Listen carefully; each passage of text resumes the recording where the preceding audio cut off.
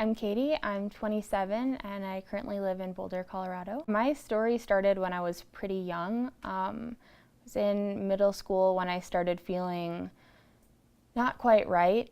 Research shows more and more people are grappling with mental illness or substance use. A new report shows private insurance claims for depression and anxiety are growing, especially among young people.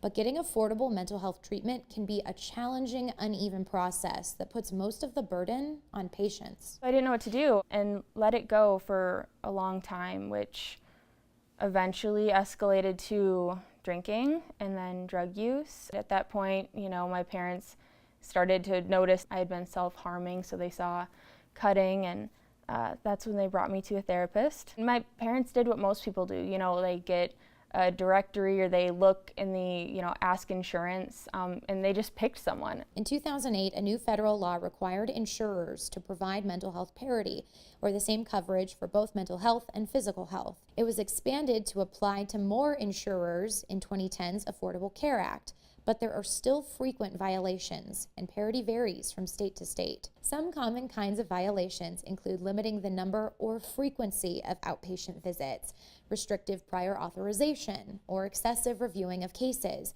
And insurers may deny coverage for hospital care for substance abuse, claiming patients didn't try cheaper treatment options first. That's what happened to Katie, who by 18 had been diagnosed with severe alcohol use disorder, PTSD, and bipolar disorder.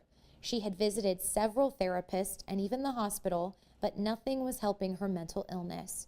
She says things got worse, and eventually a therapist recommended her family send her to a 3-month inpatient program in California. My parents got the first month's bill, which was $33,000, and insurance said, actually, we're not going to pay. For 90 days of treatment cost $172,000, and the insurance provider paid $10,000.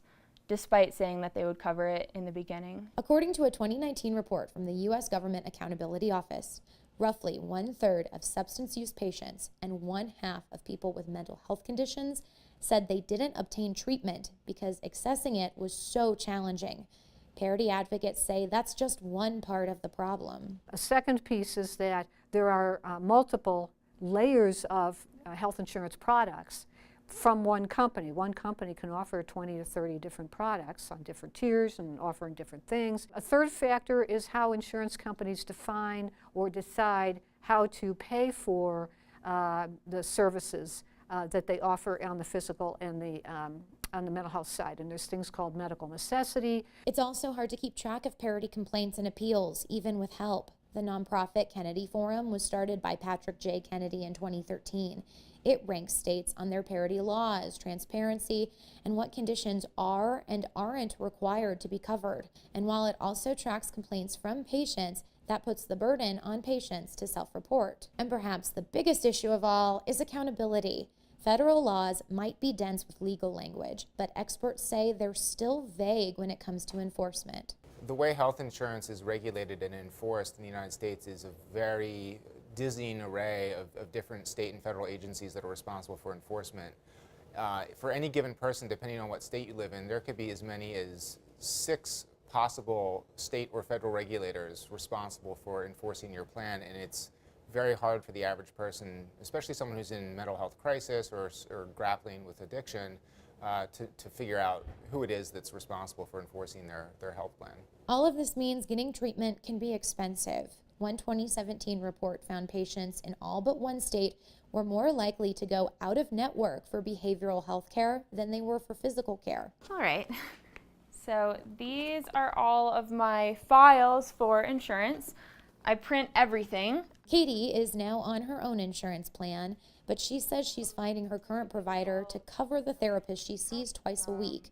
She pays $400 out of pocket to see them because there's no provider close to her that takes her insurance and specializes in her condition. I, started the appeals process that they tell you you can do, and it looks nice on paper. You have the right to appeal, just do this and this. There aren't forms, there isn't a layout, they don't tell you exactly what you need to send in.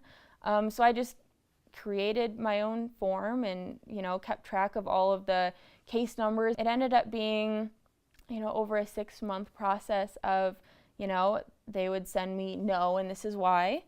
And then I would send them, another appeal. At one point, a thick packet, printed out, every single therapist in network within, I think it was 50 miles.